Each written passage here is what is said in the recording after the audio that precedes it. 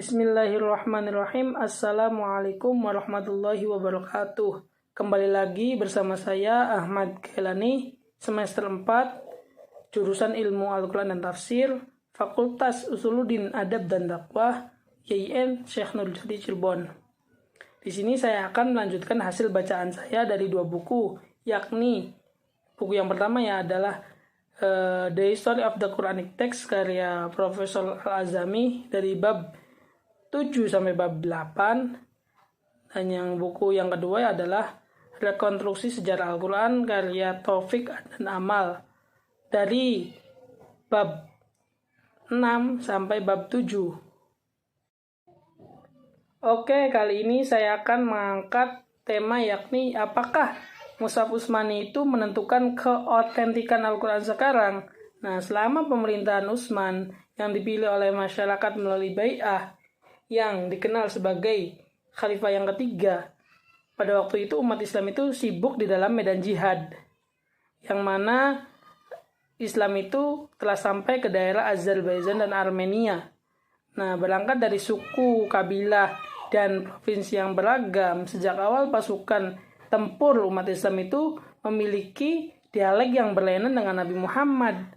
Akan tetapi, Nabi Muhammad tidak melarang mereka menggunakan dialek mereka membaca Al-Quran, karena dianggap meninggalkan dialek secara spontan itu amatlah susah. Akan tetapi makin ke sini adanya perbedaan penyebutan membaca Al-Quran menampakkan kerancuan dan perselisihan dalam masyarakat. Melihat itu semua, Hudzaifah bin Yaman itu menemui Utsman untuk menasihati Utsman agar mengambil tindakan terhadap kitab suci agar tidak terjadi seperti umat Kristen dan umat Yahudi.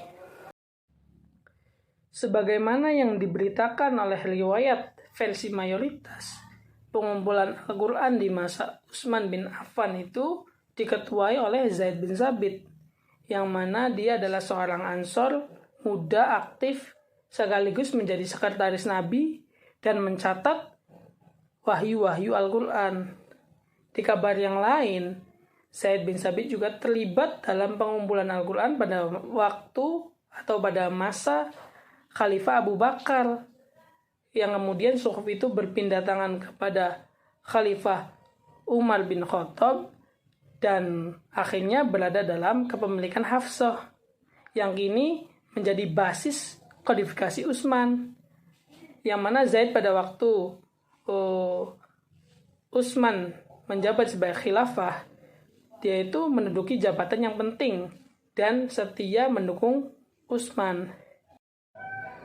Utsman mempercayakan kepada 12 orang untuk mengumpulkan Al-Quran yang ditulis di atas kertas kulit pada zaman Nabi Muhammad. Nah, di antara 12 orang tersebut ada Sa'id bin Al-As, Nafi bin Zubair bin Amr, Zaid bin Sabit, Ubay bin Ka'ab, Abdullah bin Az-Zubair, Abdurrahman bin Hisham, terus Katil bin Aflah, Anas bin Malik, Malik bin Abi Amir, Abdullah bin Umar, dan Abdullah bin Amr bin Al-As. Utsman mengambil mushaf dari Aisyah sebagai perbandingan, dan juga Utsman mengambil mushaf dari Hafsah guna melakukan verifikasi.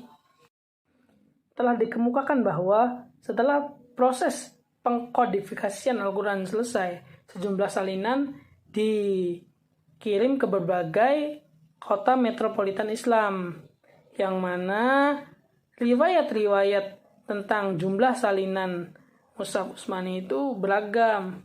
Ada yang berpendapat secara luas diterima itu ada 4 eksemplar, yang 1 disimpan di Madinah, 3 itu dikirim ke Kufah, Basrah, dan Damaskus. Akan tapi pendapat lain ada yang mengungkapkan, yaitu Imam Masyuti berpendapat ada 5 eksemplar yang mana satu penambahan kota itu ada di kota Mekah.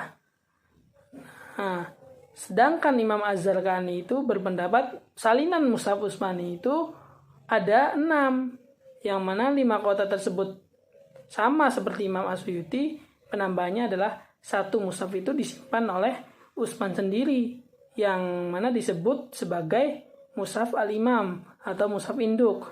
Sedangkan Ibnu Abu Dawud menuturkan pandangannya Abu Hatim bahwa Mushaf Utsmani itu ada 7 eksemplar, yang mana 5 kota itu sama seperti yang dikemukakan Imam As-Suyuti, ditambah 2 eksemplar itu dikirim ke Bahrain dan Yaman. Salinan-salinan Mushaf Utsmani yang diedarkan di sejumlah kota dalam kenyataannya itu tidak sempurna secara absolut.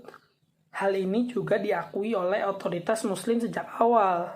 Sejumlah riwayat melaporkan adanya beberapa kekeliruan di dalam salinan-salinan mushaf tersebut. Mushaf yang dikirim Utsman ke berbagai kota metropolitan Islam memiliki sejumlah variasi yang keberadaannya dikaitkan dengan kesalahan yang secara tidak sengaja dilakukan oleh para penyalin Al-Quran.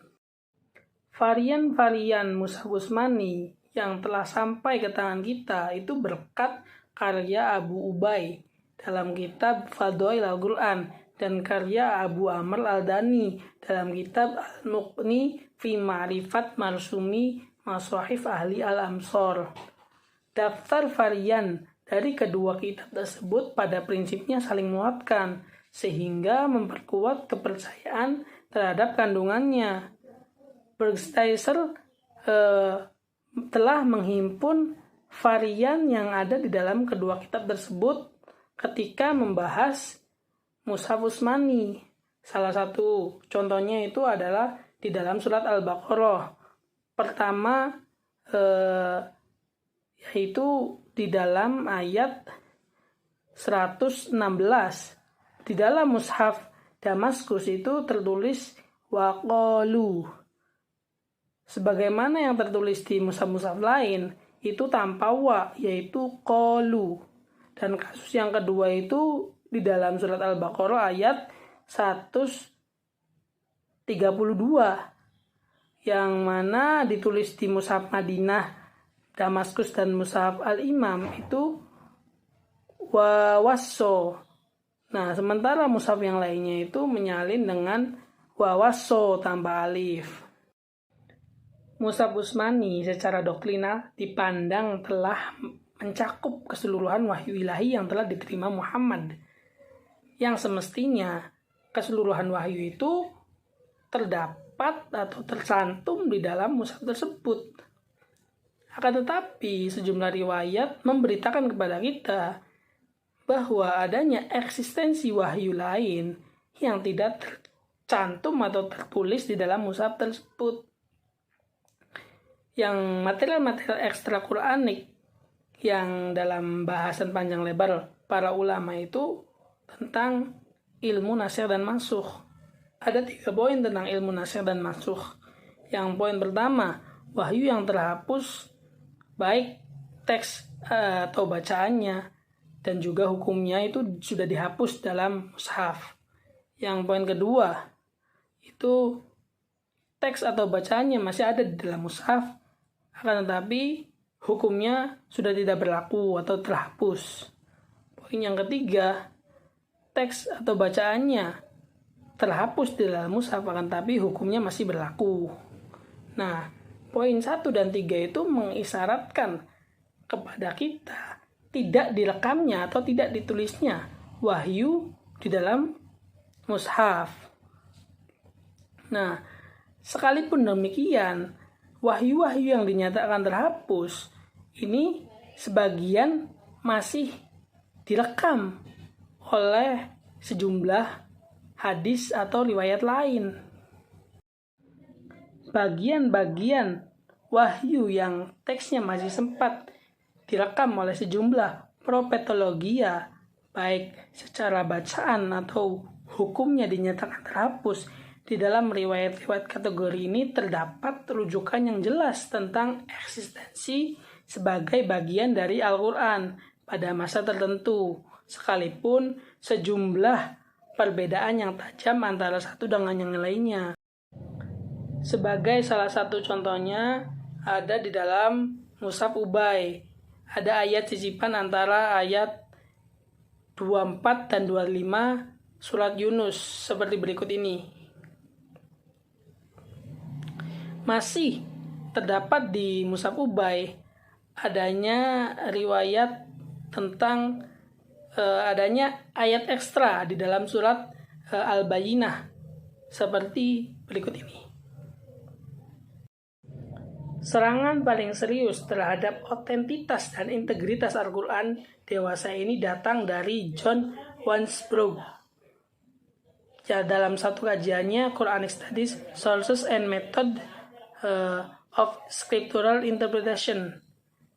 Selain tesisnya tentang kompilasi Utsmani sebagai fiksi, Wansbrough juga menduga bahwa redaksi final Al-Quran belum ditetapkan secara definitif sebelum abad ke-3 Hijriah. Ia juga memandang dalam proses formasi redaksi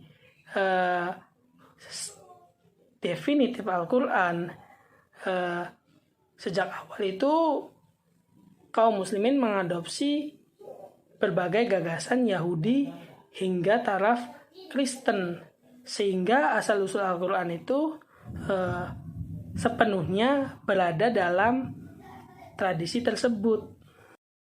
Kalau karya-karya Ignaz Goldziher dan Joseph Scott telah menimbulkan dampak nyata terhadap skeptisme hadis, maka gagasan Wansbrough juga memiliki kecenderungan yang sama, yaitu skeptisme terhadap Al-Quran.